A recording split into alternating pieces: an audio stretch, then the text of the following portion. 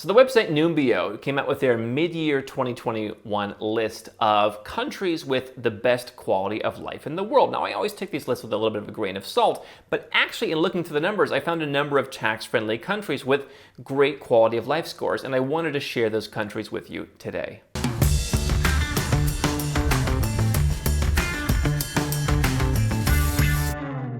Hi, I'm Andrew Henderson, the author of the book Nomad Capitalist and the founder of the company Nomad Capitalist, where for almost a decade we've been helping 7- and 8-figure entrepreneurs and investors legally go where you're treated best. Everything from lowering your taxes legally to getting a second passport to protect yourself to investing in higher probability markets overseas. You can learn more at nomadcapitalist.com. And today I want to share with you the latest report. There are so many of these reports of the best places for expats, countries with the best quality of life. This one is from Numbeo. It is the 2021 list of highest quality of life countries. And I'm often skeptical of these lists because they don't favor 7- and 8-figure or higher entrepreneurs and investors. They tend to favor people who have jobs, who are looking to buy houses and get mortgages, who have to sit in traffic and commute, and that's fine. That is obviously a large audience that gets a lot of publicity, but it doesn't speak to the nomad capitalist who has options. And so I'm often frustrated how great countries like a Singapore or even Malaysia next door, they can offer a great quality of life, have low taxation.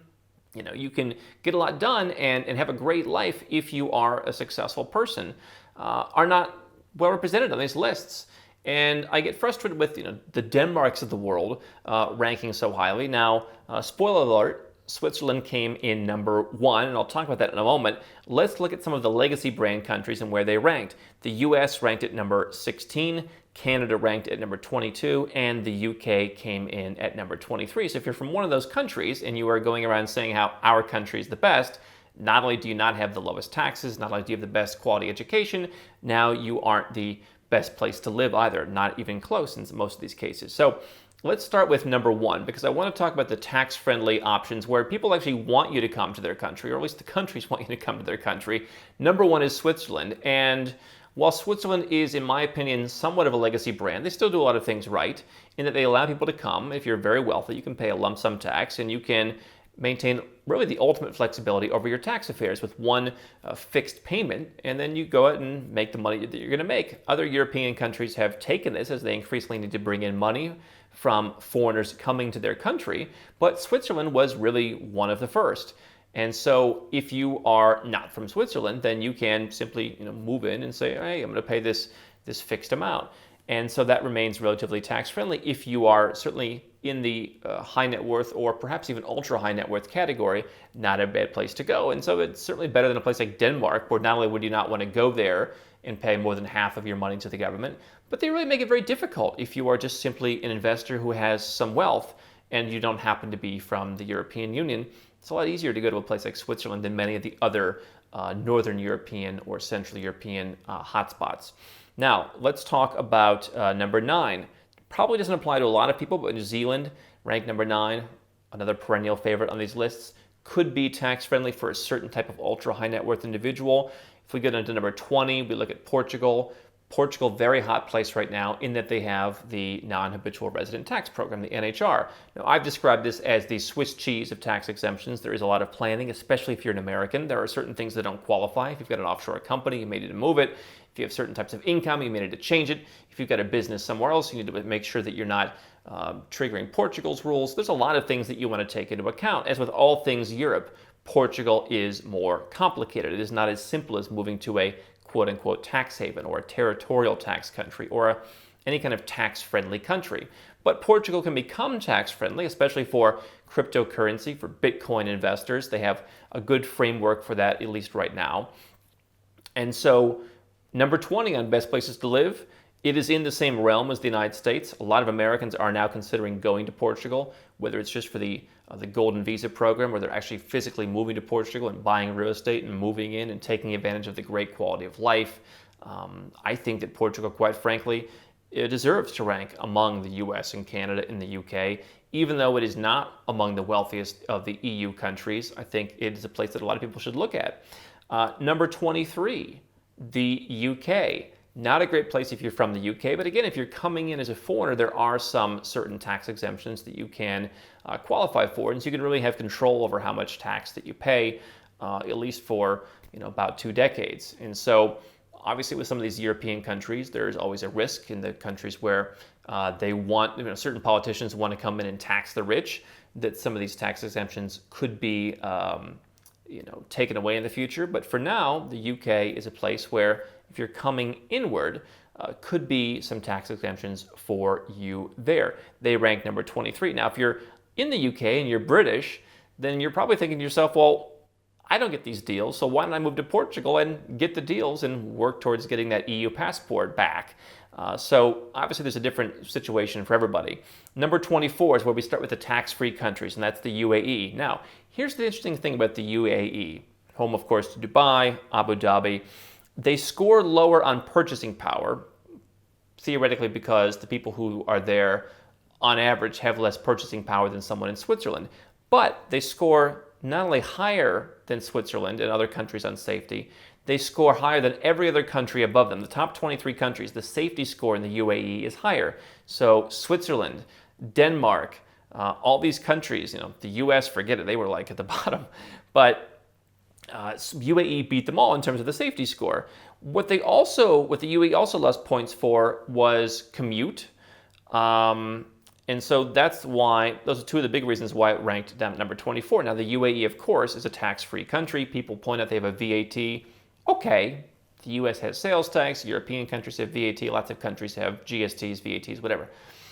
But by and large, personal, corporate can be entirely tax-free in the UAE. You can buy property, you can start a company to get a residence permit. So there's a lot of accessibility there. It's a cosmopolitan place to live. It's a safe place to live. And really it dispels, in terms of my perspective, all the quality of life arguments that people have when they criticize us for talking about the Georgias and the Montenegros and the Colombias and the Mexicos and the Malaysias. Oh, you wouldn't want to live there. Now, I happen to find living in those places within certain conditions very enjoyable, very safe.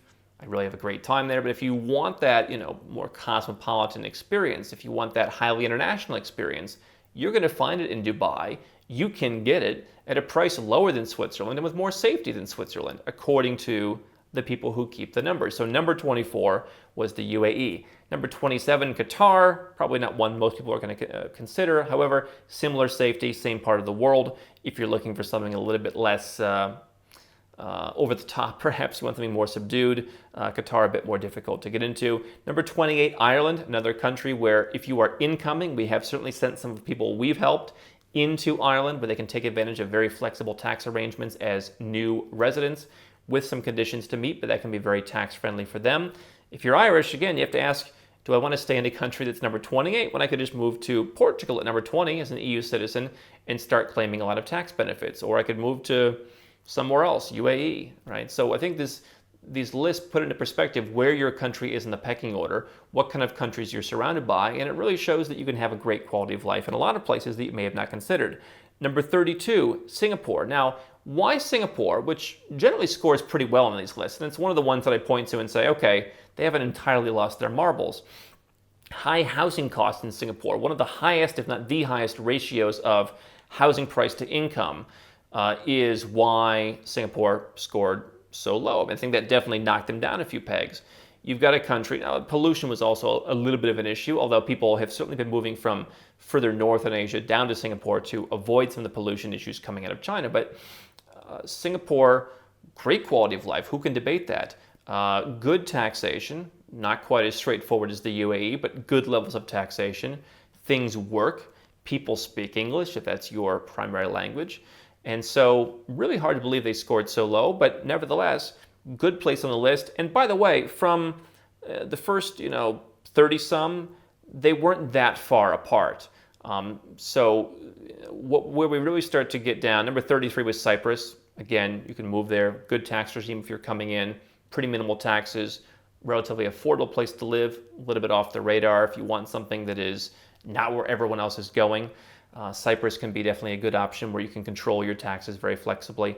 Where we start to see drops is down to number 37, Italy. You see like a big chunk there in the mid-30s. Big chunk was lost. Number 37, Italy. Number 41, Puerto Rico. They're calling that a separate country. So if you're an American looking to go to Puerto Rico for tax benefits, you are losing a chunk. Now again, Puerto Rico didn't score as well in safety, but if you're living in some of the really nice areas and you're keeping yourself in those areas, it's a whole different picture. Same as if you're living in the US, yeah, they say Chicago or New Orleans or wherever has Baltimore has terrible crime. You live in a suburb of Baltimore, 30 minutes away, which is probably where a lot of people watching this would be living. You don't have the same issues, and you can do the same in Puerto Rico. You can do the same anywhere. Singapore is basically that experience in the entire country. But Italy, 37, they have a new tax program where they've been encouraging foreigners to come in and pay one low amount of tax. Puerto Rico obviously catering to Americans with 0% and 4% tax rates, whether you're an individual investor, whether you're running a business and exporting services. So that's where it gets down to. And then from there you have the Georgias, you have the Malaysias. Those are not that much lower. Again, I would argue with some of the criteria for those that those countries should be better ranked for 7 and 8 figure entrepreneurs and investors. But you have some places that are beating perhaps where you come from. You have some that are not that much lower. And quite frankly, I think that you can create a great quality of life anywhere if you have the resources to do it. If you have a location-independent business, location-independent trading, location-independent wealth, you can afford to go to a Cyprus. It scores a few points lower, but you can buy yourself a great villa. You've got a beautiful view. You've got a nice culture. Been there. There's nowhere I've been in Cyprus where I felt unsafe. And so definitely a lot of opportunities out there. That is the list of best quality of life. If there's the one that stands out to you, I want you to leave a comment below so we can talk more about that country. So people ask, Andrew, how do I get the most out of Nomad Capitalist? How do I begin my Nomad Capitalist journey? The first thing people do is they start right where you're at. They watch YouTube, they listen to podcasts, they read articles at nomadcapitalist.com. We've spent years creating thousands of pieces of free content so that you can get the vibe from someone who's actually done this, from someone who's actually been in your shoes. What they'll do next, they'll get a copy of the book. You can find it on Amazon. It costs a few bucks, and while it's not going to give you all the secrets, it's going to, again, give you more of the vibe. You're going to learn a lot of the things that I've learned. You're going to learn some strategies you can employ, and you're going to get a lot further in your journey. From there, if you are the 7 or 8 figure entrepreneur investor, you can go to nomadcapitalist.com. You can click Become a Client. We're pretty busy these days, but we have availability to help a limited number of people who want to create a holistic plan, something that I think is so important. So if you want to do that, go to nomadcapitalist.com, click Become a Client, learn more about how it works and how we can help you.